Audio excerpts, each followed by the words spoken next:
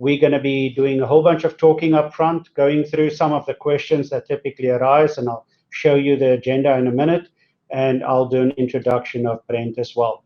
So we want to welcome you, and just to relieve you of the burden right off the bat, you do not have to make notes. You can make notes if you want, but in the next few days, you will receive a full recording of this whole webinar with everything we discussed, and we will give you all the contact details for Brent and myself for afterwards in order for you to contact us, and there will also be follow-up emails to which you can respond, and then we would be able to get back to you with any specific questions that you would have.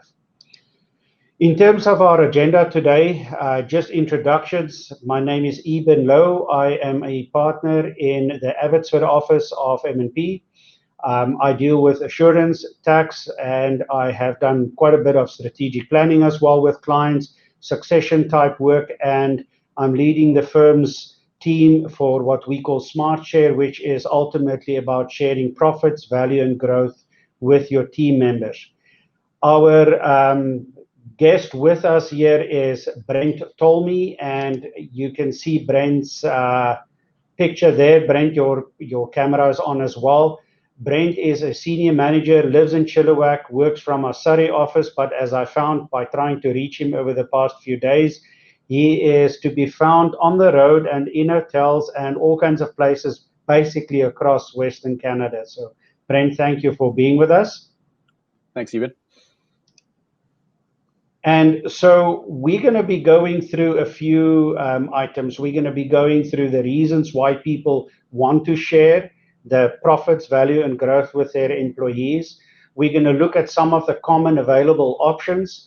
We are not able to go into a deep dive on paragraph 13B2A of shareholder agreements. So I'm sorry to disappoint you if that was the expectation, but there are nuances that are reflected, and I go back to a phone call with one of our partners from Toronto yesterday, trying to come up with what should be in a shareholder agreement. By the time you're in there and you're trying to answer the questions we're taking you through today, it's going to be incredibly hard. So we're talking today about the front loading of the whole process and the questions, and really getting down to the nitty-gritty of what you want to achieve with your plans, because the nuances as they start to unfold have got big implications on complexity and cost and how accurate it is for who and what you are and where you are.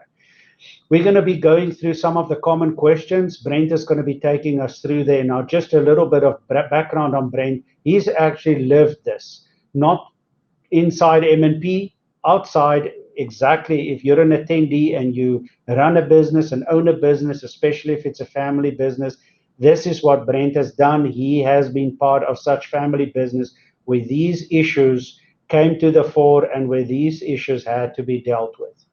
We're going to be talking about what your next steps would be, and in the end, in the conclusion, we're going to give you an opportunity to ask us some specific questions. If we are not able to get to your questions today and you feel you still want to discuss it, by all means, like I said, you have our contact details, just get back to us and we'd be happy to answer that. So the two of us will be doing the presentations today. So why would you consider sharing in the first place? It's a question where if we step back from complexity, people have called us and said, you know what, I'm in the middle of a shareholder agreement. I'm in the middle of a tax engagement. We're restructuring everything. And then I ask the questions, why are you sharing? These are some of the reasons that we actually then we hear consistently. These are the reasons that is coming back to us. I'd like for my employees to buy the company one day. So immediately you're saying employees are buying in, employees need to somehow finance their buy-in, and you are starting to talk succession. So now some of the layers, we are thinking of the layers as they start to come together. I want to motivate my employees with ownership. We can sum all of that up in one word, and that is retention. We, in our registration documents, we asked if you've got specific questions and which areas, which aspects of this would be important to you. Retention right now in all industries across good companies, it's like a problem that never ends. I honestly expected with COVID this year for there to be reduced pressure on this. The exact opposite happened. It's almost like the fight out there to get good talent and to keep good talent. It's like it increased in intensity. It did not decrease at all. We're getting more and more people asking about this. I'd like my people to feel more involved. This is about people buying in. There is a financial buy-in possibly, but there is also a cultural and a behavioral buy-in. Or I want a bonus plan that rewards my team. You can have a very simple bonus plan, and if that is the right solution for you, that is the right solution for you. You don't have to be WestJet. You don't have to be a public company in terms of how you solve some of your problems. So it needs to be scalable, and that is a consistent theme that came through some of the questions. I'm a small company or a mid-sized company. How can I put a solution in place that works for me? We start by front-loading the process with the questions that we're going through with you today. One of my key people asked me about buying some shares. What is quite interesting is if you stand outside the fishbowl of industries, you can clearly see the evolution over the last few years where people have started to do this in the industry, and there is a ripple effect. The minute the first construction company, smaller construction company, started, the minute that started, you could just see it has got a ripple effect. The minute you see with professionals like engineers, like architects, that is happening as well. So people are more mobile. We just see it. COVID accelerated all the mobility of our people. People are able to work from home more often. I was on a number of calls yesterday with clients, and we had staff, 8, 9, 10 of them working from home, getting all their work done. So it's easier for somebody to say, if I'm working from home, I can work from home for somebody else. And the key people are saying, I need to feel that I'm part of this and I want to buy some shares, and some of them want to share in the opportunity. The next one is, I have some good people that I want to keep. This is a major problem. We hear it over and over. And in some cases, we actually find that some of our clients are saying, it's almost too late. Somebody's got one foot out the door. Don't let that be you. Start to have these conversations. Some of it may be uncomfortable conversations, but let's open up the process and go right up to 30,000 feet and look far out, and we start to look at some of the ways that who your good people would be and how you can keep them. I want my people to feel like their work makes a difference. People do not just want to be the ones walking around in the company and doing the work. They're saying, and we're getting more of this with community involvement. I want to know that I'm part of a company that is making a difference in our industry. We're making a difference to our own team members. We're making a difference in our community. Brent yesterday made a comment to me. He said, yeah, you know what? So many of the smaller and mid-sized companies, more work needs to go in to keep them right in the communities and not have a really large company buy them out and take the facilities out. You only have to look at what happened with the lumber industry and the sawmills in BC and what impact that had on the smaller communities, especially when they would say the mill was the town that created basically all the jobs and the spin-offs. A few people have said that they risk losing good people if they don't do something. So this is a way in which you lock people in and you need them to stay. If that person leaves, our company is in trouble. This is the vulnerability that comes through when certain key people may have certain key relationships with customers or suppliers. I've actually dealt with situations where, with my own clients, where individuals were poached by the competitors. And it's really hard once that somebody has upsold them to a different new opportunity to buy them back in and to bring them back in sometimes. So again, Do the planning, do this process work early so that you can keep the people in your company. Succession. I would say after retention, succession is the biggest problem. We're seeing right now in quite a few of the professional companies, I would think that architects, engineers, electrical contractors, plumbing contractors, anywhere where there are people that have got registrations to do the work that they do, we're finding that succession is becoming a really big problem because people have got a lot of their own wealth locked up in companies.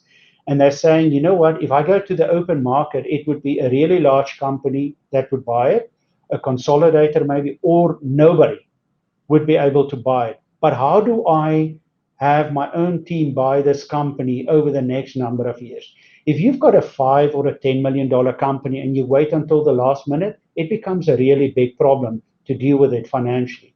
If you start the process early and you start to test people out, it changes the dynamics of what you do. And then the last one is my friend Johnny is doing it and it sounds like a good idea. Every business owner is out there talking. I had emails this morning saying, I spoke with a friend and this is what he suggested. And I said, it works for your friend, but this is why it would not work for you. So what you need is something that is really made for you. So you may have a number of goals or reasons that you want to do. All of them are valid, right? Because the needs and the balance between those needs is so specific to where you are in your company. I find it interesting that we will deal with 60 and 65-year-olds where they say, succession is not a big issue for me right now. And then I've got a 35-year-old that is saying, I don't want to do this for the rest of my life. How do I get my company's ownership into the hands of my people over the next 5 to 10 years? So in between there, everything goes. We see it in so many ways. So you have to understand what is important to you. Should people, for example, invest their own money to buy shares? The minute you say yes or no, you've got this decision tree that is starting to develop. And the decision tree says certain types of plans are good, some of them are not. For example, if you want people to put their own money in, then a regular vanilla stock option plan, that is not going to work for you. Then you've got some kind of a share purchase plan that you're working with. Is this a plan to just flow profits to your team? And none of these are exclusive. It can be all of this. But that has got a big impact, for example, on how the taxes flow. This was a conversation with a client yesterday to talk about how the profits would actually flow out. Is this a plan to share in the growth? We've had quite a few clients over the last number of years say, and some, like I said, 35, and some of them are 60 and 65, saying, you know what, I've done well. I've built up enough money to retire, and it's outside the company already. I've already had ways with a holding company, etc., and I invested it outside. But I tell you what, I want my people, because they've been really good for me and my company, I want them to share in growth going forward. I don't want them to have to put their money into RSPs, right? Because, and this is not my opinion, but a specific client who said, I don't trust or believe in RSPs. So they're looking for a way to say, I want people to help build their own retirement capital so that every day, at the end of the day, when they go home, they can tell their spouse that they actually worked on the company and their own retirement plan and building the equity up, so that there can be more of that over time, and they're actually connected to it every day. You have to ask yourself, are you willing to finance their buy-in? This can be going to the bank. The banks love these programs because they're able to keep the bank customers on their books for longer. But if you're not willing to help finance, maybe you are just willing to put out a loan that they can repay without you giving them the cash to actually buy in. It's a bit comical sometimes. I ask people, do you want people to have skin in the game? So that goes back to the first bullet. And one client said, oh, absolutely. Absolutely, people must have skin in the game. I said, how are they going to afford the large number to buy in? Well, I'm going to pay them larger bonuses and I'm going to pay them more dividends to help them. I said, but is that their skin or your skin? Because you're actually just giving them some of your own skin to then put in as their skin. It's not really forcing them to buy in. And there are no rules here. You have to be asked these questions, and then you have to respond to that in what works for you and where your company is and where your company is going. What scale plan are you ready for? Do you want a simple plan or do you want a complex plan? I have never found a client ever that said, you know what, this is a little bit simple for me. Can you make it more complex? It's always the other way around.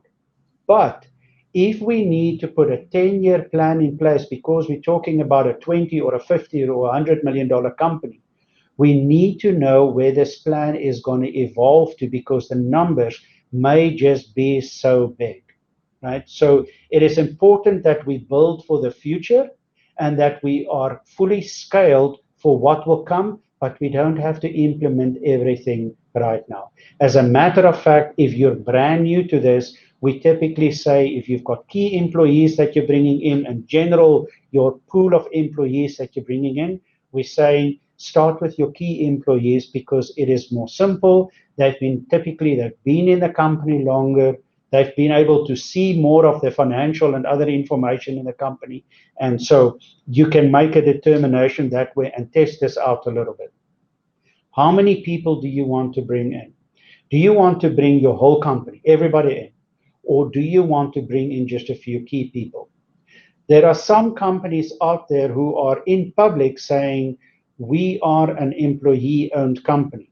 Now, they can become a little bit economical with the truth, because if you dig into the share ownership, there is one really, really large shareholder that still owns 80% of the company, and 20% of it is owned by employees. But I guess technically you're an employee-owned company. So again, it's on a scale. Which one are you talking about? How many people do you actually want to bring in? The last one is quite important, and that is how much control do you want to maintain? This is something that comes up quite often when people say, I don't want to give up control if I bring employees into ownership. Well, the good news is nobody asked you to do that. Unless you decide to do it, you don't have to be concerned with that, because you can actually control the process and you can control how much control you are giving up and what that means. And now we're getting into things like what is the governance structure, what kinds of meetings, how do you make decisions? All of those are possibilities. But if you've got a small company and you're selling 10 or 20% of your shares and you're just bringing people in, you do a tax freeze, you know what? You're not going to lose any control. As a matter of fact, for a lot of the construction companies and companies that have bonding and security and guarantees in place, this is a really big deal where we want the majority shareholder to own all of the control or be able to exercise all of the control.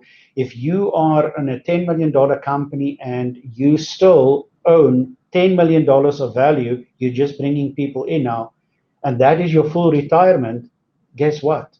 You want to control that, and you can give some of it up later, but you cannot get it back. So we ask you these questions again so that we can properly design all of this, and we are front load the process with these questions. So you have a number of goals or reasons, all of them are valid, but you need to find out what your plan is. So if you can play with me a little bit, imagine we show up at your company because you said, hey, I want to discuss this further. And instead of going into your boardroom, we actually taking you across the road from where your company office is. We say, let's look at it from the outside in. So do you want to renovate? This is like a construction project. Do you want to renovate what you have right now? Do you want to make changes like a building? Do you want to scale it up? Do you want to put more bells and whistles into your company? Do you want to make your company more complex? Do you want to set it up for major growth and do big investments? Or are you saying, you know what, I want to bring people in and I want a system and a scale that works for me right now? What we want to do with you today And when we start working with you, we ask you these questions so that then, to use the metaphor, we're asking how many people will be in that building that you're working on? What are the requirements? How many stories do you need? How much storage space do you need? We start to treat it like a building. You don't go to the plumbing contractors, electrical contractors, the HVAC contractors, the architects, the engineers, the quantity surveyors, and you say, you know what, 9 o'clock Friday morning, can you all be on site? And they all show up and they say, what are we going to do? And you say, you know what, you're all really good at what you do. Why don't you just do what you're good at? No, they're going to turn around and say, well, what is the plan? And in exactly the same way, you need to have these discussions before you get the tax advisors involved, before you have the lawyers involved. As I said earlier, once you're in a shareholder agreement trying to navigate your way through it, it's really hard to get the elevation and get back to ask the important questions as if you're starting the process and really consider the key questions and what the implications are. We've gone through most of those key questions, but there are some more like governance that you would have to talk about as well. So what are the main options? There are a lot of options, and there are legal documents that can be this thick that list what these options are, and spreadsheets that list what they are. But really, it comes down to two options, and the third one is a combination. It is a plan to share profits, or is a plan to share ownership in some way, or it can be a combination of the two. As I said earlier, find the one that is right for you. If you can get a profit sharing plan that gives people the feeling of ownership, where they behave like people that have ownership in the company, and that is sufficient, and you don't have anybody asking you for ownership, actual share ownership right now, that may be all that you need. One client that we did work for on profit sharing said, I wanted a retention plan because I'm sick and tired of competing with my own people when they go to work for the competitors, right? So the whole plan was built about just profit sharing. We made it very simple, easy to communicate, easy to report on, people could understand it, but we put some vesting in place on bonuses as it was paid out over 2-3 years. And the reason being, the plan had a very strong retention focus. So any plan out there would just be a combination of these. And there are many, many ways in which you can do it. But again, find what is right for you. They all differ in terms of what the ultimate objectives are. They all differ in terms of how strong it functions as a retention program. The investment levels that would be required.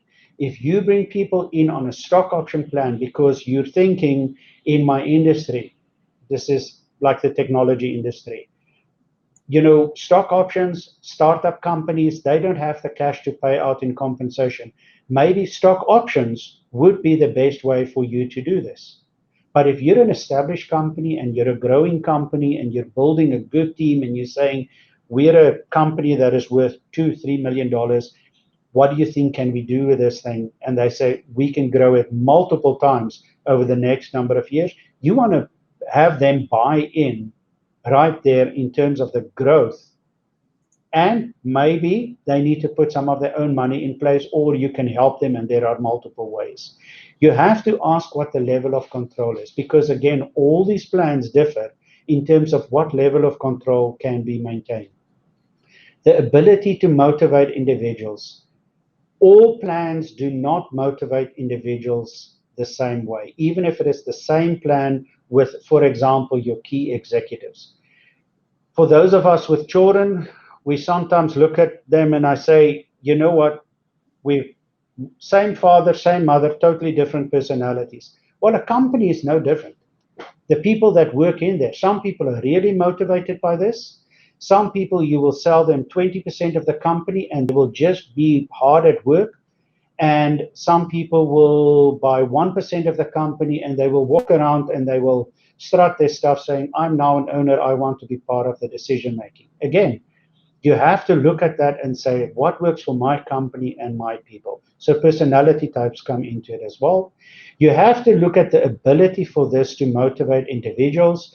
You have to look at the complexity that you're willing to put in place, and then the complexity and cost, the ongoing maintenance for that, what that is, and how you're going to maintain that, because you don't want a cumbersome reporting structure like you're a big public company and you need an army of accountants and they need to work on monthly and quarterly reporting just to maintain a plan like this. I've got one company I know of that I've spoken with, and I said, would you do it again? They said no, because they lock up key people for days every quarter. They lock them up, and all they do is they crunch numbers on spreadsheets and see if they did it properly. So maybe that's not what you want. Maybe that is what you need, though, and then we need to have that discussion about it. So in terms of these objectives, you've got various options. You can go all the way from a simple bonus plan to an employee profit sharing plan, and there are ways in which some of that can be structured for tax as well. You can go through a phantom stock plan where people do not actually get the share certificate in their hands, but they are treated as if they have ownership. Then employee stock options. And then the last one is when people actually doing a fair market value share purchase from the company. And this we have found is the one that has got the biggest retention factor. This is the one that is the biggest motivation, but this is also the one, if you are the owner giving out ownership, this is also the one where you run the highest risk in your company. So what we've done is Brent has gone through your questions and his business experience, and he's developed a few questions. And so I'm going to hand over to Brent, and he's going to go through these questions, which are so typical, and they repeat in every single situation, just about they repeat. So Brent, I'm going to hand over to you. Thanks, Eben. Great presentation, just enjoying the content. So in my experience, I was a business owner for 15 years, and prior to that, I came from family enterprise. And I think one of the most common questions I hear as I'm talking to my friends in business is HR. HR is killing me. Mm-hmm. It's a pain point. I can't find good people. I may have to downsize because I'm going to leave a key person who's going to retire. How do I keep the great culture that I've spent all this time trying to build, and yet I'm trying to scale and I just can't find people? So even in your experience, how can SmartShare really address this problem? Brent, what we do is early in the process, we look at the individuals that will be involved and the individuals that will be involved immediately and down the road. We look at things like how the company is managed and led at the moment. And then we start to look at the vulnerable positions. We look at retention. I've used the word a few times today because it is so important. But then we start to look at whether there's a congruency with the culture of the company. And there has been one where I said to the owner of a company, unfortunately, I don't think you should do this because you don't have that culture of trust. So some of the program will lead to behavior that will ask questions about trust of the owners, of each other, but it will help people believe that they are part of something long term. And because people are now starting to act and feel like they are owners, they will feel like they can ask a few different questions or put more emphasis on certain questions. And that way, more of the valuable, critical conversations can happen. But people start to feel valued. I have had situations now where company owners went through the whole process and the employees did not know that this program was coming. But to see that look on the faces of key people who are super motivated in their companies when they say, what, you want to give me ownership? That is fantastic. And they are super excited about it. So they go out and they tell other good people, their friends in industry, this is the company that you need to work for.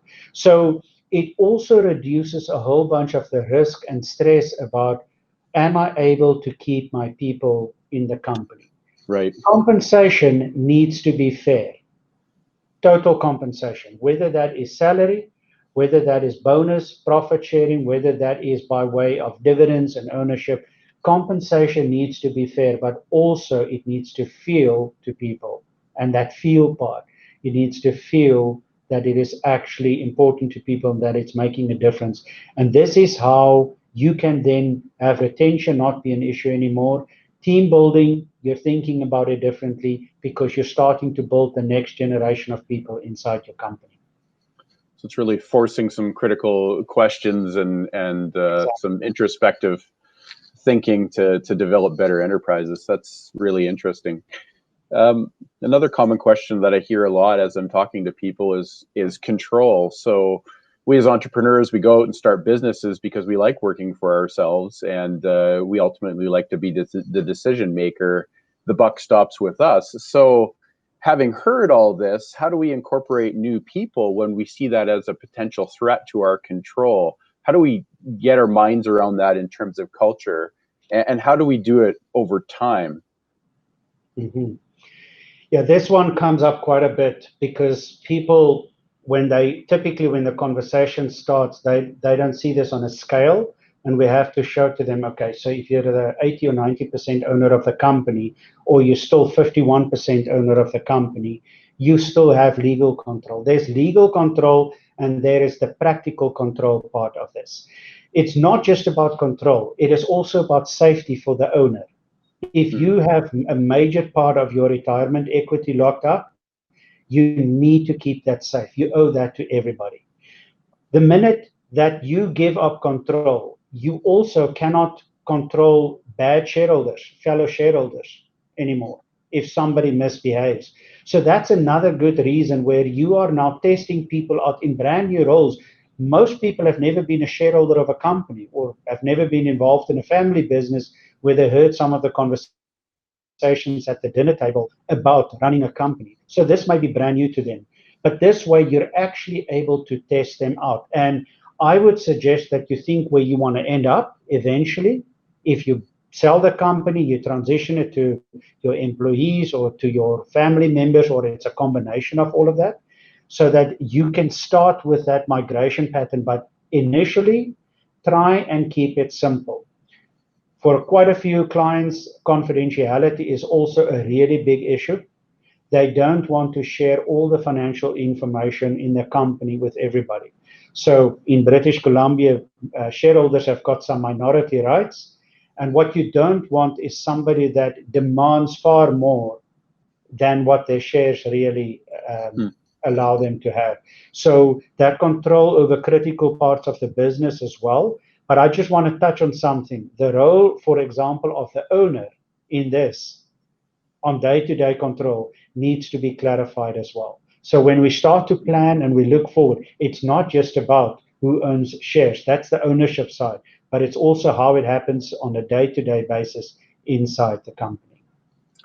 So that really goes back to your original point about front loading, taking the time to figure out all the things that are going to go into it as we think about the final end and that back and addressing some of these key points. Yeah, and so, you know, of course, sorry, Brent, but your shareholder agreement and your ownership evolution of how your ownership structure works and your financial plan and the estate planning of the owners and everything needs to tie together over time. It's not just you sign it at the lawyers and you're done. You have to look at how this can evolve, which is why we ask these questions, because the layers all need to tie together like that.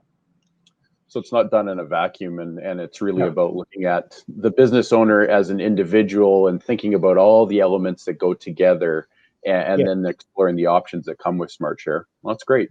And for those folks who are listening in or watching our presentation, please feel free to go ahead and enter your questions into the chat area, so that and we'll get to as many as we can. And we apologize if we don't hit them all, but we'll certainly be engaging with you afterwards to make sure that you have the information you need to move forward.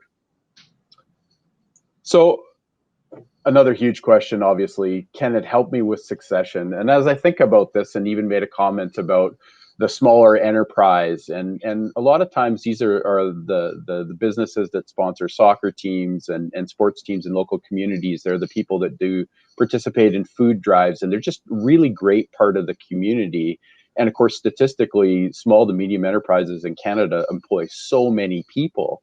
So it's important to think about, from a holistic perspective, how do we keep these enterprises moving in community where there's maybe not a lot of value in terms of sale afterwards? And I think about my friend, the plumber, who has, he's got 3 trade vans and he's got 5 or 6 employees, and they do a great business, but at the end of it all, there's not a lot to sell. So how can something like this really address succession for folks like that, even? Well, in one way, if you start this process and you have conversations, and you may just start with the conversations, you don't execute on anything. The fact that you start with conversations does not mean automatically you must start implementing what you think you need, right? So I just want to make that clear. But I've had a number of cases where people thought that some of their employees would be interested in becoming shareholders and would be part of the succession plan of the owner in a business that was difficult to sell. And people have worked there for many, many years, 2-3 decades in some cases. And I asked the owners, have you actually spoken with them? No. I don't want to create expectations with them. And by the time they talk to the employees, they're saying, you know what, that sounds like a really good idea, but yeah, it's not really for me. In one situation, the person that was asked, because the company owner said, I really want to give it to this guy who's offered most of his productive working life working for me and my company, and I'll give him a sweetheart deal to buy my company. And the person said, please, I cannot handle that stress of owning the company. He just about runs the company, but it is just not his personality. He just doesn't want that. So there is a whole succession plan that has been in somebody's head that went out the window with that. So if you start early, then you can start preparing the company. For example, if this is a part of your succession and you say, my company is worth X dollars now, I want to build this up so that over time it is far more valuable, but I don't have to own all the shares in that company.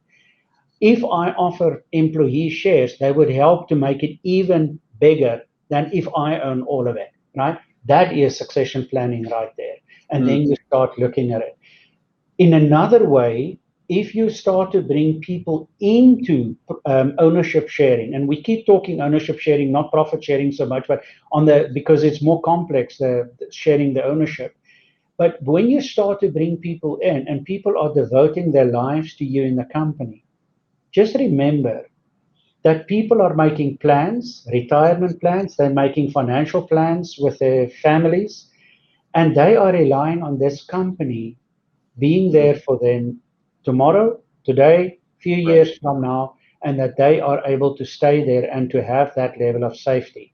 So this can help the employees as well. But the more work you put in on the succession side of this, the more control the owner will have over the successful outcome of succession, whether the company is kept, whether it stays in the family, or whether the company is sold to somebody else. Because you lock good people in, they help to grow the company, you sell it, everybody wins. Any buyer out there would want some of the key people to be part of the ownership, or in some way to be locked in to stay with the company when they buy the company. So yes, it is a great part of succession as part of the whole conversation. Right. So this can be part of a further solution that could come down the road in terms of selling a majority share and looking for private capital or a strategic business partner to buy out the lion's share, as it were, of the company, and knowing that key employees are retained and are actually owners can be a huge outcome. Excellent.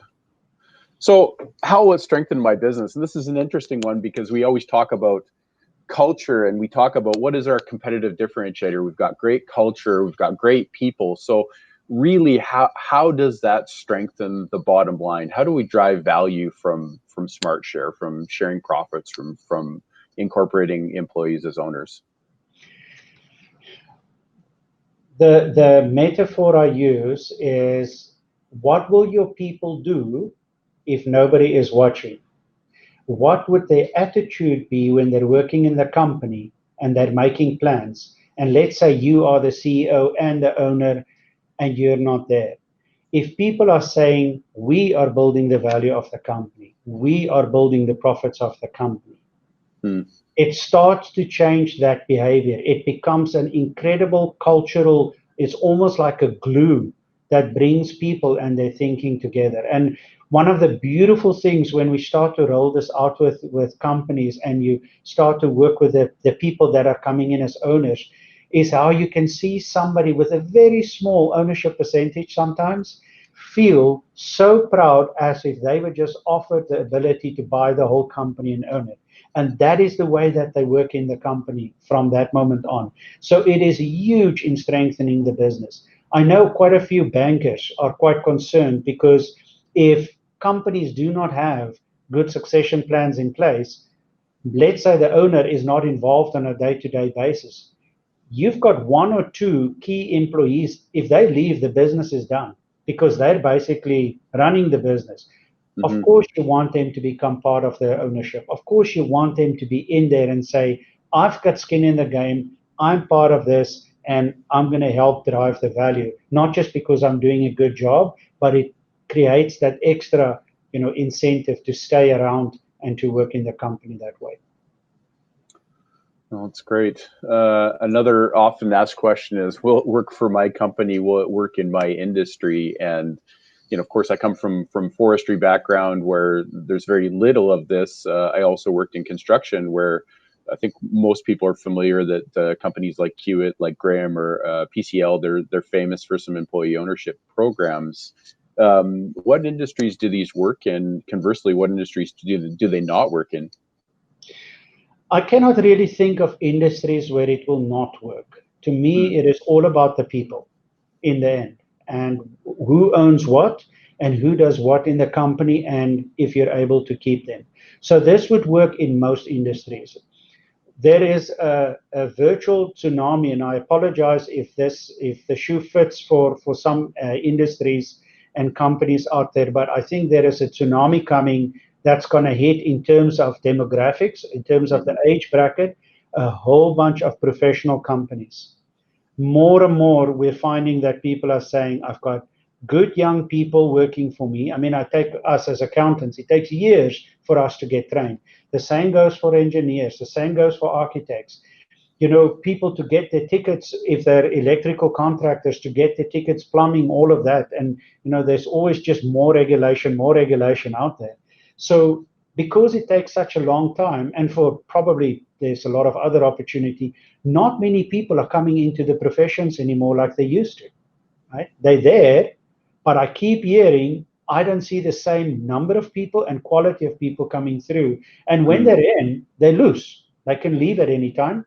They are not long-term committed people anymore, because if you're more old school, that was the way of that we would think. So for them, it is critical that they do something. And just paying more wages or a bigger bonus, I don't think that's gonna be sufficient. There needs to be something that says, and it's a cultural thing too, it's us. It's us growing profits. It's us growing value, right? So in terms of companies, will it work for your company at the right level for what you need? Yes. And quite possibly you cannot currently afford what you actually need. But let's at least see what it is and see if there are ways in which we can have in-between steps, especially if you're a company that is just growing now, you don't have big cash flow, coming in already, and you need to invest a lot of cash in the company. There's a lot of cultural thinking that comes into it. Some people saying, I really want to share as much as I can, and some people saying, I want to share nothing. Those that say, I want to share nothing, we're finding more and more that their options, the range of options, is just closing down. and COVID accelerated that. It is just closing down. So I think it would work for most companies, it would work for most industries, but you have to be aware, for example, what is the exit? What is the typical exit? If it is $100 million company and you're in a very specific niche industry, you know what? Maybe your employees would be the way to sell the company, or it would be an international consolidator. You have to look that far ahead and say, which options must I keep open on the table? Excellent. Well, it sounds like SmartShare provides a lot of options. So we have some time, and really we've worked to sort of have as much time as possible to answer questions from the audience, and we've got some great questions in the chat. So I'm going to go ahead and pick a few, and I apologize if we don't get to your question. But there's a key one here I think that is interesting. If thinking about bringing employees into ownership, when should I start having that conversation? Okay, so a bit of a chuckle, because I've had a few cases now where people would call me and say, you know what, I've had these conversations for 2-3 years with my people, and I've never done something about it. And I said, this is the year, I want a plan to be implemented within a month. So that would not be good timing to have these conversations. When do you start talking to your employees? It depends on your company, it depends on your own plans as an owner, and it depends on the employees. If you think you've got employees that will try and take advantage of this, it has happened, and it will continue to happen, unfortunately. Don't start early, right? Once you put numbers out on a whiteboard, once you put it on a spreadsheet, and saying, this is what I'm thinking, people lock into that. You can never tell people that they have to invest more money or they will get a smaller percentage of ownership down the road. People lock into the value, they go home and they tell their spouse, this is what I was told today. Mm-hmm. So the timing of it is, I typically suggest that you hold back on talking to people until you've, as the owner, have got your ducks in a row. It's a little bit like wargaming, where you start to say, okay, what are the options? And then we fine tune these options and we work through it in a way that we're saying, what are the implications of this? Would this be sufficient? If you've got a 55-year-old working for you now, and you only want to roll this out 5 years from now, it may be too late for some of those key people in order to really entice them and keep them in the company, right? So I would say hold back as much as you can, but you first need to get your ducks in a row as the owner. If you don't know what your succession plans are, if you don't know what it is that you want from the plan, then it is, don't have the conversation. You can say, I'm thinking about it, or I engaged M&P to talk about it. That has happened a few times, but do not make any commitments. But on the other hand, if you think that you would lose people if they don't know, mm-hmm. I would say tell them at least that you're working on something, and this is when you want to put something in front of your people, right? So they at least know that a process is going on. Putting that timeline together and communicating mm-hmm. that. Yeah, so there's a number of questions that are, and I'll summarize them so we can give as much value as we can. There's a question about tech companies, and that can lead to a misalignment of goals and performance. So have you seen companies offering options based on merits? And I think that I can answer that one quickly just by saying it's important to have a balanced scorecard approach. And so maybe financial metrics are an important solution, but it could be creating a culture of safety, particularly in the construction trades, or some key in the retail environment, some key customer survey data or things like that. And so we can really take any option that seems to help your company with growth and put that into qualifying metrics. And I think the other piece of that question even is who qualifies as, in terms of the plan, who is available for my company, who should I consider? And maybe speak to that. Yeah, so what you call the balanced scorecard, I think the key principle is a rising tide lifts all boats.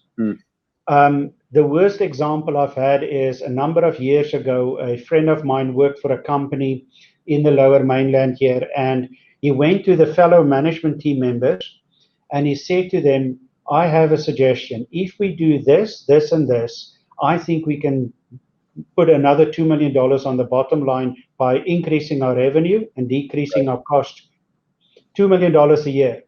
And the management team turned around and looked at him and said, you will not tell the owners that. You will not tell the board that, because we've got our bonus plan all locked in. We're good.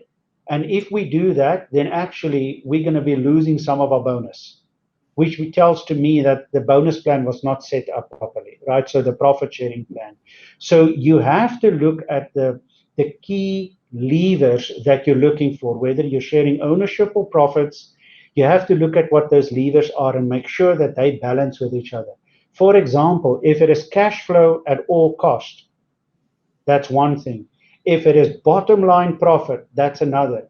If it is entry into strategic markets, growing what you do, bringing new team members in, then that is what you need to do. So it really depends on which of those levers you want to pull on when you start to bring the people in.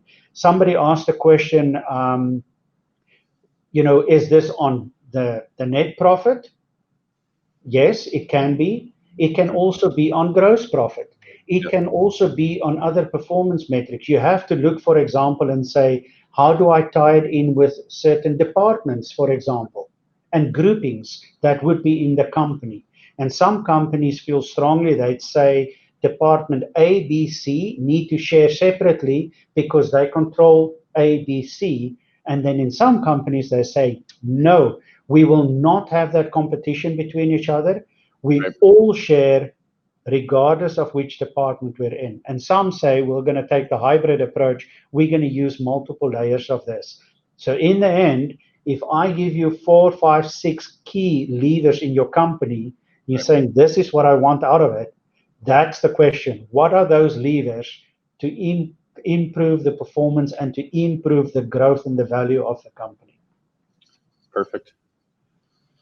So with regards to profit sharing, do you share the actual net company profit with the employee? And so I think that's a question about what triggers and are we participating in the whole company or just the growth? And again, that goes back to those owner conversations where we really sit down and work out with you what your goals are and what you're trying to create, and then basically deciding on those goals. So it's your plan. It's going to be what's best for your company. And so there's a lot of options on the table.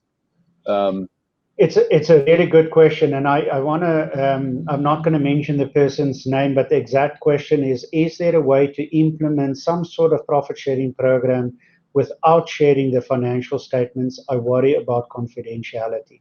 Yes, there is. Yeah, and I think you should be concerned about confidentiality. You can always share later, but you can never bring it back, right? So definitely, I just think of our Blue Line program that we use for profit sharing. That whole program, you do not have to share all financial statements. Just want to give you an example, Brent. If you say to somebody, we've got a company, you're a manufacturer, and you've got $10 million of assets that's on the balance sheet of the company, right? Maybe they're 10 years old and they've been amortized out, but they're super valuable. They're worth even more than that if you have to replace them right now. If you bring somebody in and they see a book value of $500,000 or $1 million on those assets, they're going to say, the owners don't really have that much money invested here. Why can they not just share more profits with us? But hold on. If just before you start, you do this, if the owner walks out and say, I'm going to come back into my company and become like an investor, I'm going to wear an investor hat and come back.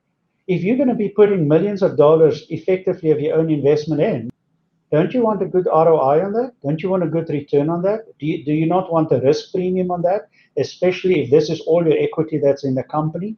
So I would suggest that we share enough. We share the right information, but please, there is no requirement for anybody to share everything in the company. You are not going to be taking your financial statements and putting it out on some bulletin board and say, here it is for everybody to see. Some companies that I work with, that is exactly what they do. But they're on a totally different program, and they are in open book management where this is the way they run their company. And some people criticize that and say, We just don't see how that can work. So really, it depends on your people, it depends on the ownership, and it depends on what they want out of this. So here's a great question, Eben. How do you determine what will best help your employees, or rather, what would best motivate them? And is it dangerous to ask or to poll them? I think it is, but you need to have these conversations, because ultimately you're asking your people, what is it that makes your job here worthwhile every day? You know, I've had so many senior executive levels tell me, I don't want more money. I honestly don't want more money. I just want to make sure that I'm building a nest egg so that one day, you know, if I grow this company for the owner, or I help and I'm part of a team, that we're able to share in some part of it, right? So it depends on what you want out of it. And again, the front loading of a process, because by the time you get into the weeds of the tax plans and into the weeds of shareholder agreements, these things should have been considered long before, and you need to do the what if analysis financially and say, what are the different implications of all of this? So there's a couple of similar questions. What do you do when an employee who has shares is exiting? And should there be some sort of mandatory buyback structure, or will they remain shareholders? So that's very interesting. So I would say 100% of the cases that I've worked with, the ownership that is structured for employees are tied to ongoing employment in the company. So if people are in as owners, as employees of the company, they can maintain their shares. And there is typically a standard buyback. Now, again, it depends on the amounts that we're talking about, but there is a buyback of their shares that is mandatory. Again, talking to the owners, I would say you put all of these clauses, the trigger events in there that says, for example, should somebody pass away, or should somebody be dismissed for cause, or should somebody just leave? You may even want to think of the permutations of somebody leaves and goes to competition, or somebody just leaves and goes and does something else, right? If you want to treat them differently. So those are the conversations that ultimately you have that lands up in the shareholder agreements by the time that people start to sign up. And they have to have those reviewed and say, is this in the best interest of all the shareholders? Great. Even we've got a couple minutes left, so I'll just have a couple of quick ones. Can you elaborate on the Blue Line profit sharing program? Is that an M&P program? Yes, that is an M&P program. With the time that we have, unfortunately, Brent, we won't be able. I suggest to the person that asked the question, I'm not going to mention your name, contact Brent and myself. And if it is not us, we'll put you, I'm not sure where you're located, but we can put you in touch with the right person and we can guide you through what that is. But yes, that's 100% a proprietary M&P program. We'd be able to take you through. In terms of small companies, is it viable for small companies / startups? Can you ask that again? In terms of small companies, is it viable? Is the program viable for small companies / startups? Yes, it depends if it's an established small company. If it is a startup, you may not have the cash to fund, you know, all the profit sharing. You may not have the cash to do that. But this is where people buy into the dream more than we've got a 20-year track record of growing profits and an ROI of 5 or 10% that is almost guaranteed. So you ask these questions in advance, and then you're able to structure around that to say which one would be best, and maybe it is stock options. So those are the parameters, the questions that will say, and this is the right program, the pros of it and the cons of it, so that you're able to go through those. Excellent. Well, we're just about out of time, Eben. I'm going to turn it over to you to conclude. Thank you, Brent. So in conclusion, you really need to spend the time in advance. You've heard us say that over and over, because that is this, not just the start, but when you get too deep into it and you cannot find your way anymore, we're going to take you back there anyway, because these questions are the important part. We've got a whole what we call a phase one approach. We've got all of that designed to ask these questions, and you don't have to implement anything. You don't yet have to hire all the expensive professionals to do that. It is to find out, over the next number of years, what it is that you need and what will be sufficient for you. So you can look out for emails that will come. This video is being recorded. And so if you did not yet have enough of the two of us, it will probably be this week, towards the end of this week. We are sending you some follow-up emails. And the idea with that is to just have you think about a few more things and to give you our contact details.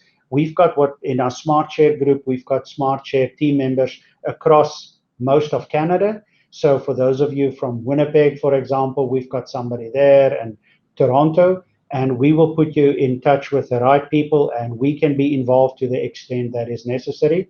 And if you just want a meeting with us, feel free to do so. Our contact details are on there. It will also be in the email. And then basically, yes, give us a call. We'd like to talk about it. We love to do that. So easy now with Microsoft Teams and Zoom with video calls. And so, yeah, in conclusion, thank you for coming. Thank you for your time. We know your time is valuable. And yeah, it was a joy to be with you today. Thank you. Thanks so much. Thanks, Evan. Have a great day, everybody.